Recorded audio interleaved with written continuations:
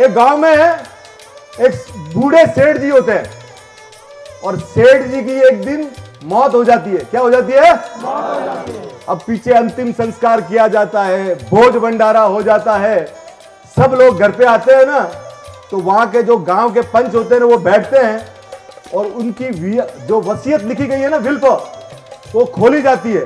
तो सेठ जी के पास और कुछ नहीं थे, 19 ऊंट थे। कितने थे? 19 ऊंट। कितने ऊंट थे? 19। अब 19 ऊंट। अब सेठ जी वसीयत में लिख के गए कि आधा जो है वो मेरे बड़े लड़के को दे देना। क्या बोला? बड़े लड़के को। और 1/4 जो है वो दूसरे लड़के को दे देना। क्या बोला? दूसरे लड़के को दे। और 5वां हिस्सा है ना मेरी बेटी को। अब वो पंच लोग हैं भाई, गांव में पंच तो सब जगह, वो पंच लोगों ने चेक किया कि यार 19 का आधा कैसे किया जाए, 9.5 तो हो नहीं सकता, ऊंट को मार नहीं सकते। तो एक पंच बोले कि एक काम करो, एक ऊंट को बेच देते हैं, तो उसका जो पैसा आएगा उस रेशियो से बांट देंगे। अरे वो दूसरा बोला फिर ये तो ठीक है, फिर चौथा हिस्सा कैसे करोगे? वो वापस 4.5 पे आ जाएगा। अब क्या किया जाए? अब वो पूरे दिन भर पंच लोग है तो भाई दिन भर खाना भी चला, शाम भी हो गई। उनके एक दोस्त के नाम था चुनीलाल जी। क्या नाम था? चुनीलाल जी। उन्होंने सुना कि भाई मेरा दोस्त का इंतकाल हो गया है, डेथ हो गया है, तो वो चुनीलाल जी भी ऊंट लेके दूसरे दिन मिलने आए। अब वो चुनीलाल जी आए, पंच लोग गांव में बैठे हुए हैं। वो गए चुनीलाल जी, यार मेरा दोस्त चला गया, मेरा खास दोस्त था, पर आप लोग इतने क्यों इकट्ठे हुए? बोले आपका दोस्त एक ऐसी वसीयत लिख के गए कि हमको कोई इलाज ढूंढ नहीं रहा है। तो बोले यार दोस्त मेरा था, मेरे पास एक ऊंट है। पहले ऊंट कितने थे?